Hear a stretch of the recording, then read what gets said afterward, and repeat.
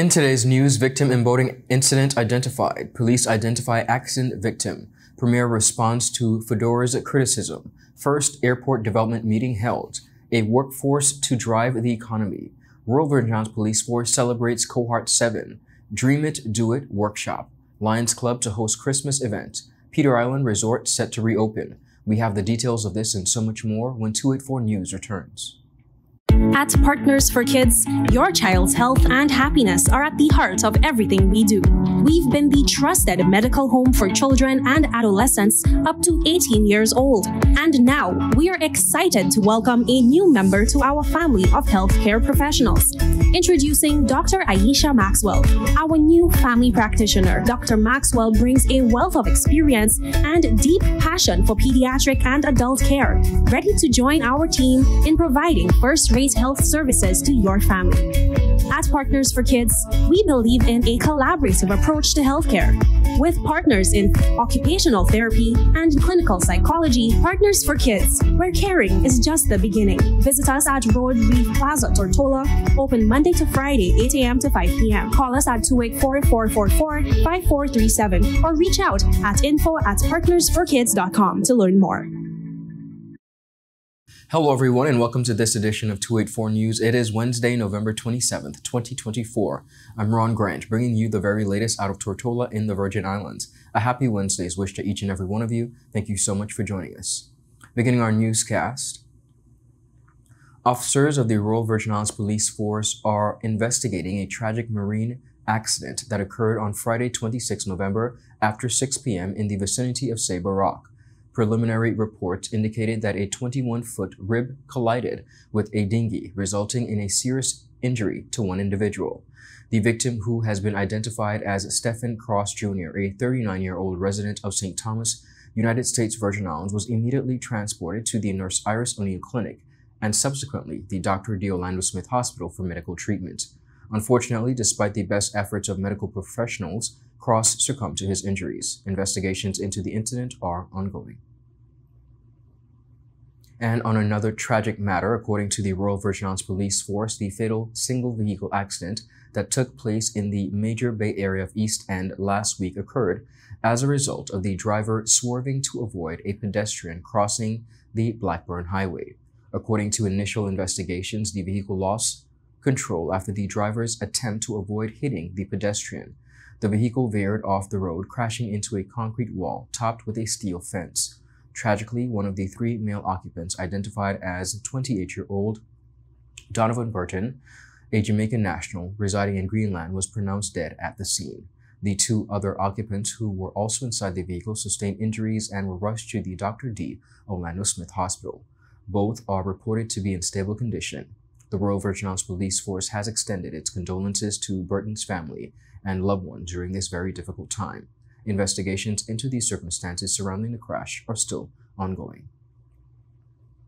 The Premier and Minister of Tourism of the British Virgin Islands, Dr. the Honourable Natalia de Wheatley, has responded to FODOR'S Travel No List 2025, which included the BVI among destination travelers are urged to reconsider visiting.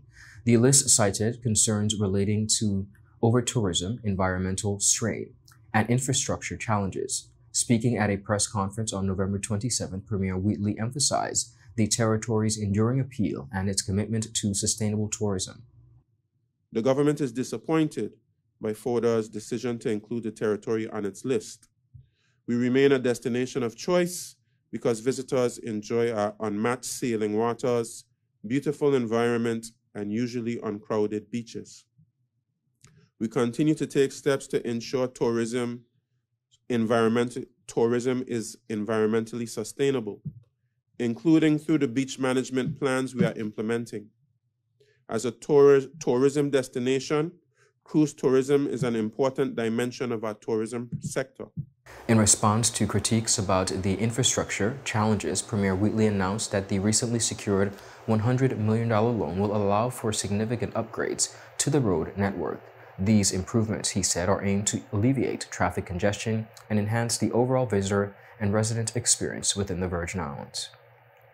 I'm very pleased that with the $100 million loan facility recently secured, My government will be able to improve our road infrastructure that will help alleviate traffic congestion and ensure the smooth flow of traffic, which everyone will benefit from.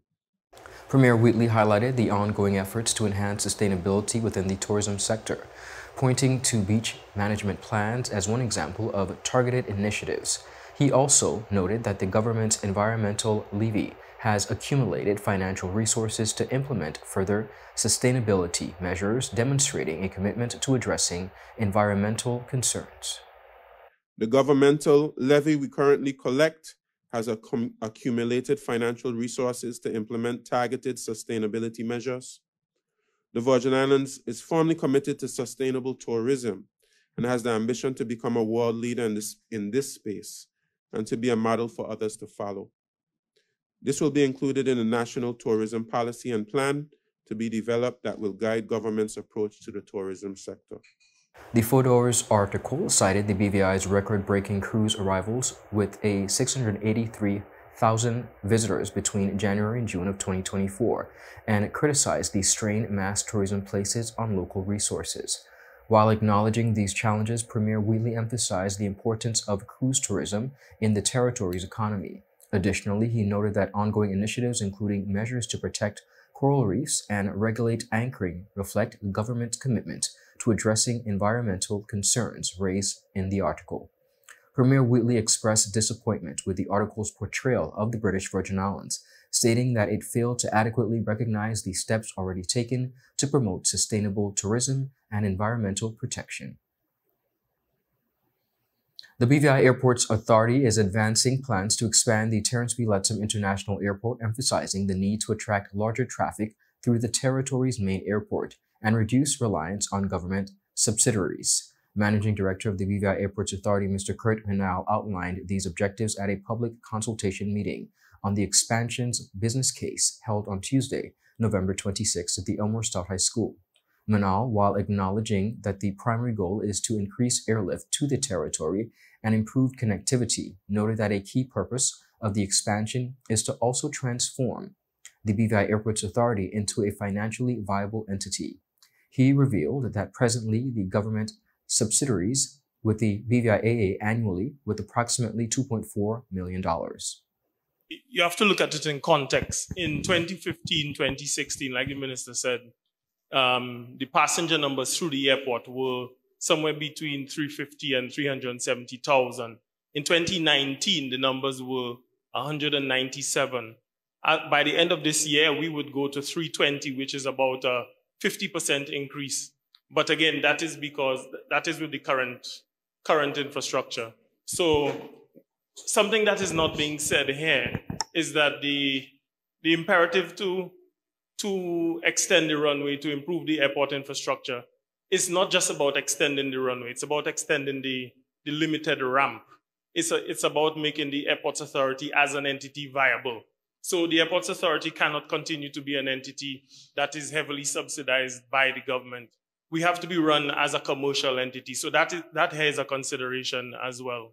Clive Smith, Director of Special Projects, stated that improvement to the terminal building would follow once the BVI sees increased air traffic. Smith explained that the consultations are intended to gauge the public's sentiment about the project, with feedback being incorporated into the decision-making process. Additionally, he said the information will be fed into a matrix to help with the selection from 5 expansion options, which are currently under consideration.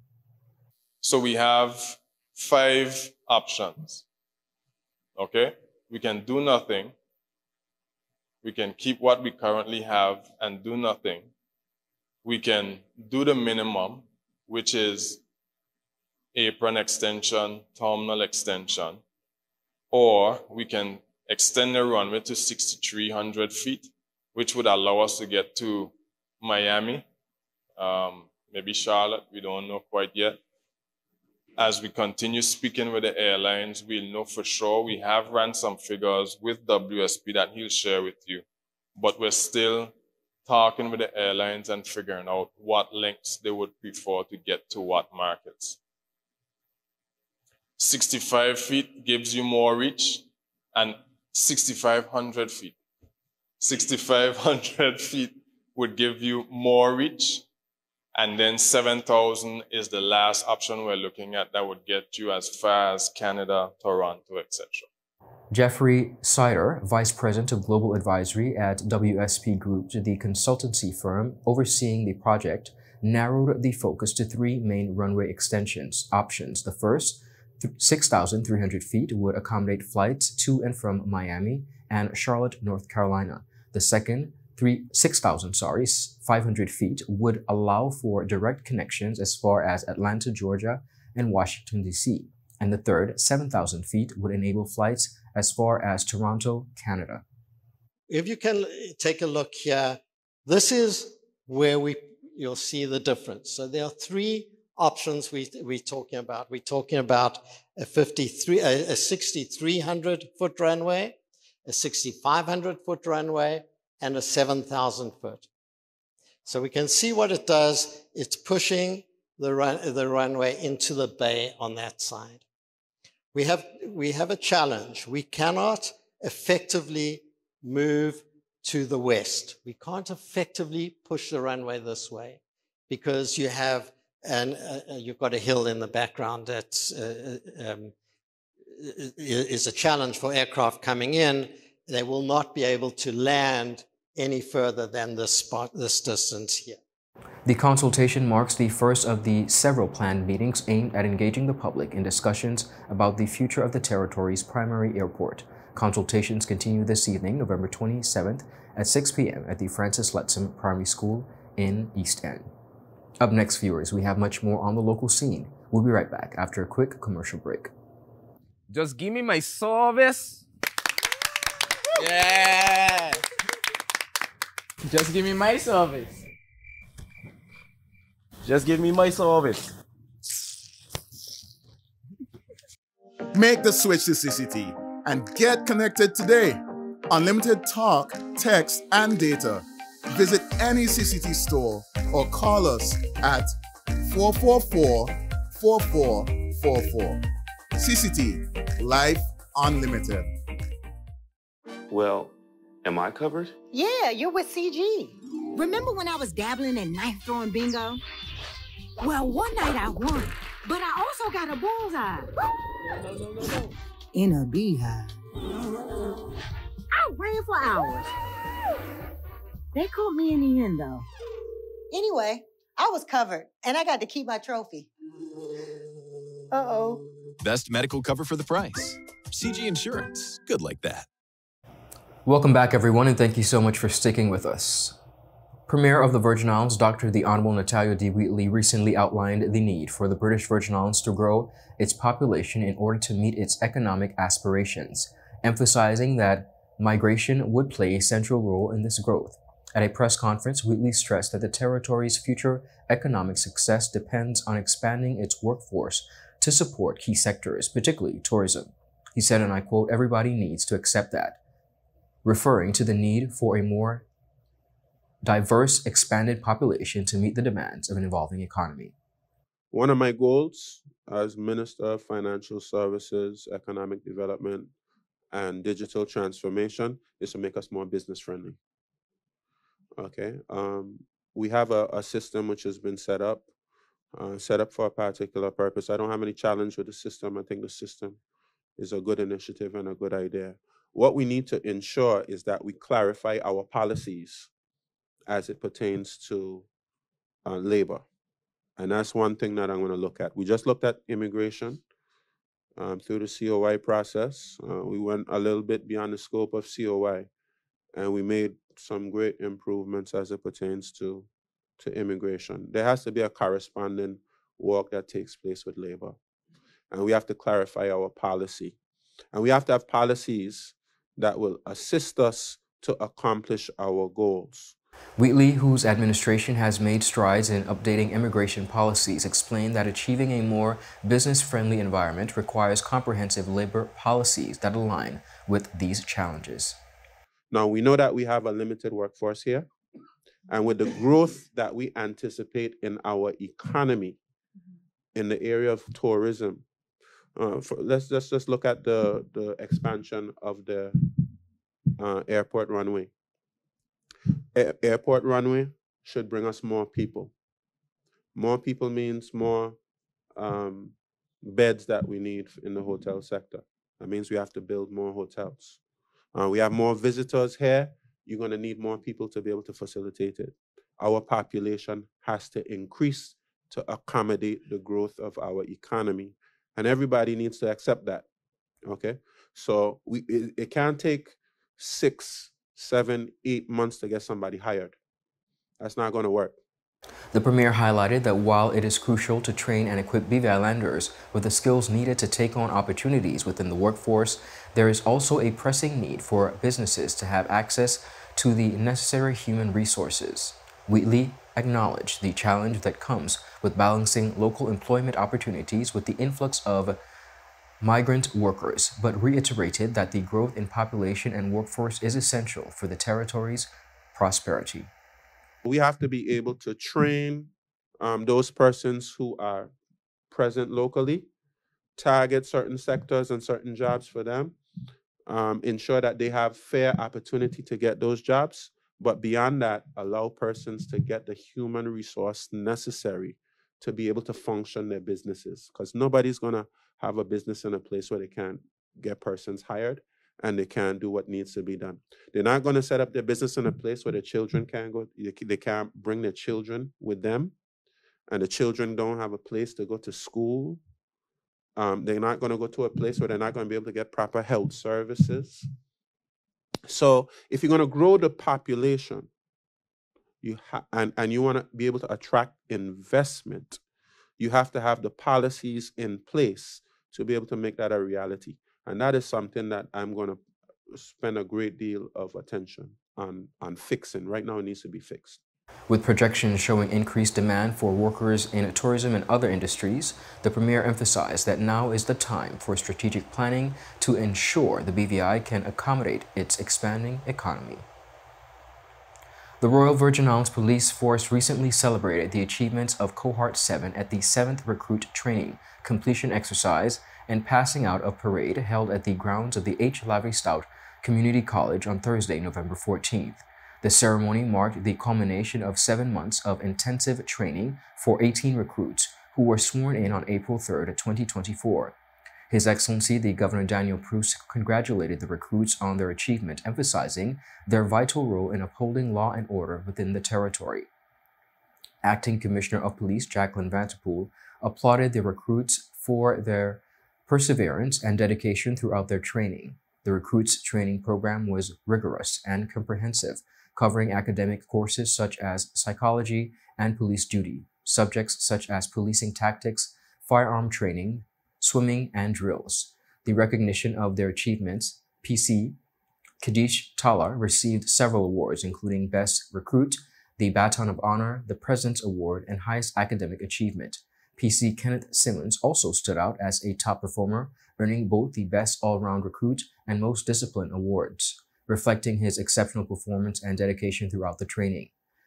PC Joshua Ramprashad was also highly commended, earning awards for Best at Drills, Best at Physical Fitness, Best Shot, and for his leadership.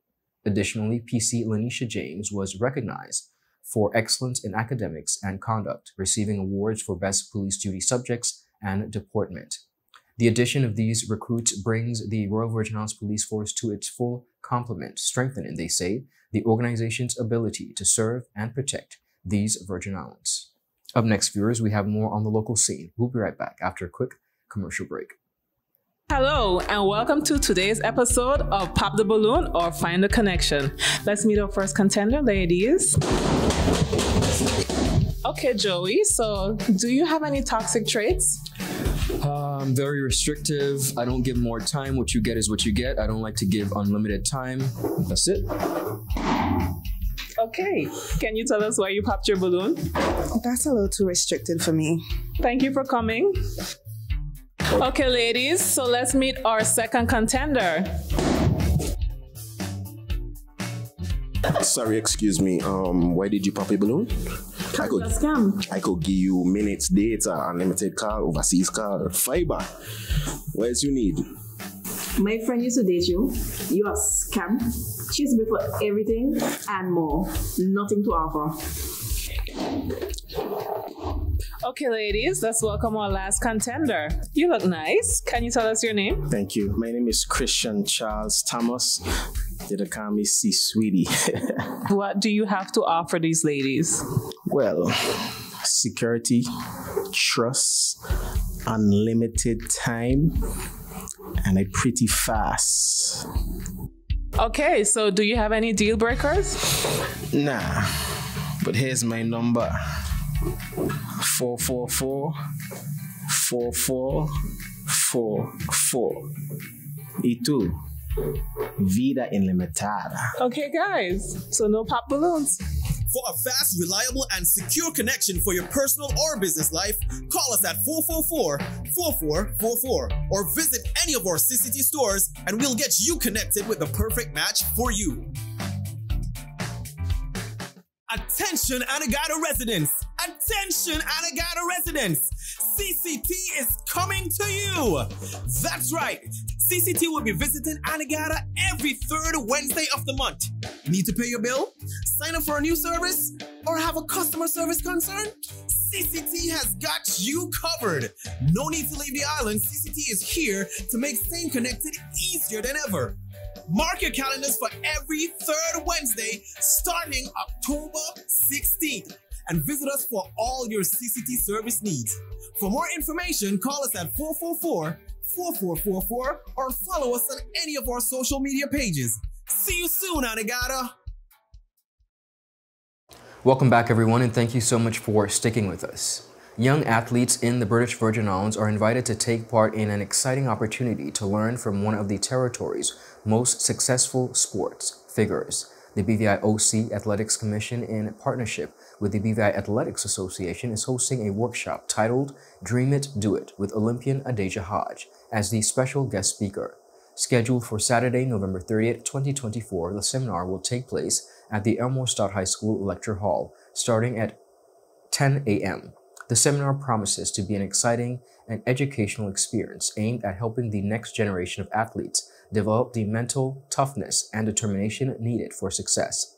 Speaking on the initiative, BVI-OC Athlete Representative Ashley Kelly said the focus is on the key skills like goal setting and resilience building, providing valuable life lessons to young athletes aged 8 to 14 from all sports backgrounds. The BVI-OC Athletes Commission, in conjunction with BVI Athletics Association, will be organizing an athlete-led empowering workshop hosted by Olympian Adeja Hodge. So the BVI Athletes Commission mission is to ensure that athletes' perspectives are heard on the highest levels of decision-making. A part of our objectives to achieve our mission is support athlete growth by organizing workshops and athlete-led events that connect the athletes with the community, fostering personal and professional development. So with that being said, we are organizing the Dream It, Do It Athlete Seminar. It will be this weekend, November 30th at 10 a.m. at the BVI High School Lecture Hall. Lunch is included, limited spots are available, and the max will be 30 participants. Space for the workshop is limited to just 30 participants, so parents are encouraged to register their children early. The seminar is free of charge and includes lunch for all attendees. Kelly encouraged parents to register their children for this very special opportunity. She wanted it to have 30 participants so that it can be an intimate activity with the young generation, for sure. So I encourage everyone, all athletes, all sports, to really register and sign up for this amazing, exciting opportunity. You can learn, grow, and be inspired by a world-class athlete.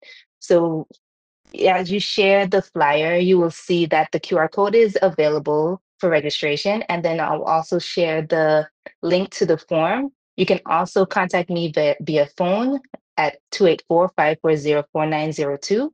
On Facebook at any of the BVI-OC, BVI-AA, or my personal Facebook pages, and also by email akelly0391@gmail.com.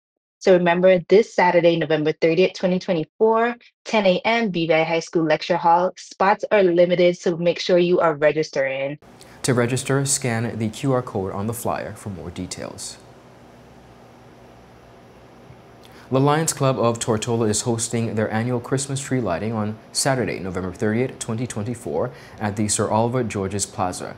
President of the Lions Club of Tortola, Lion Amaral Newton, spoke on the upcoming family-friendly event that has become a staple of the club's areas of service. As you mentioned, it's a staple.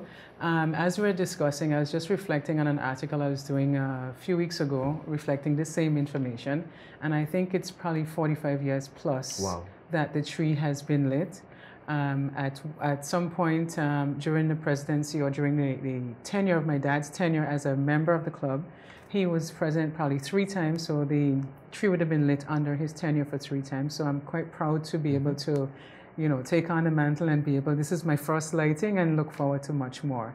I also learned that the tree originally would have been a century tree or a succulent, or locally known as a cactus, which would be sought from up in the hills, brought into town and decorated nicely. That happened in the older years.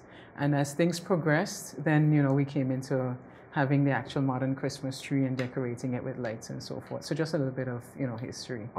Additionally, she spoke on the event and what the community can expect. So it's happening on Saturday the 30th at the Sir Oliver George's Plaza. That has been the location for many years, as I mentioned.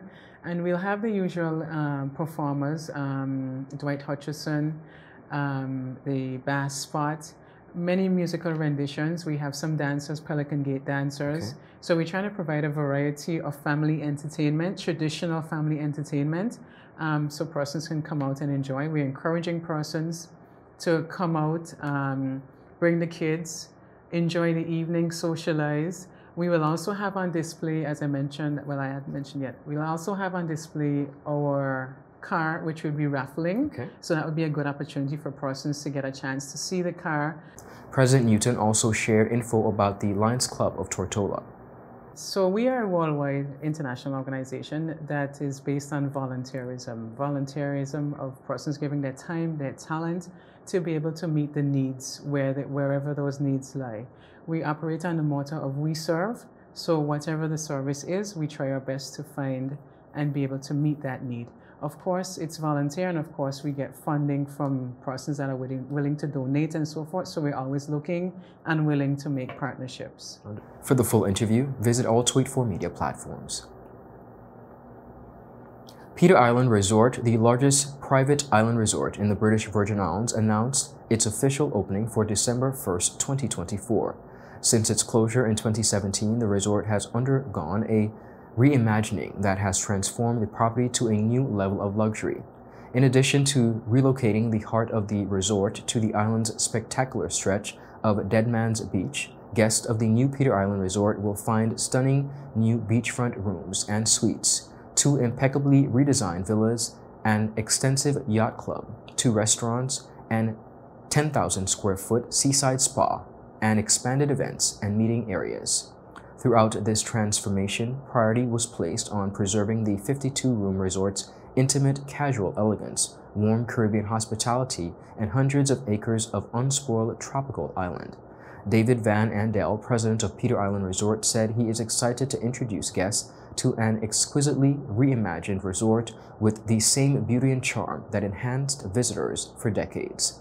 When the resort opened, land-loving and seafaring guests alike will discover a variety of ways to enjoy Peter Island on their own. This includes the island's many natural wonders, including 5 idyllic beaches, the scenic sunset loop showcasing panoramic views of the Virgin Islands, as well as inviting blue-green sea, ideal for water sports, swimming, sailing, and fishing, as well as snorkeling.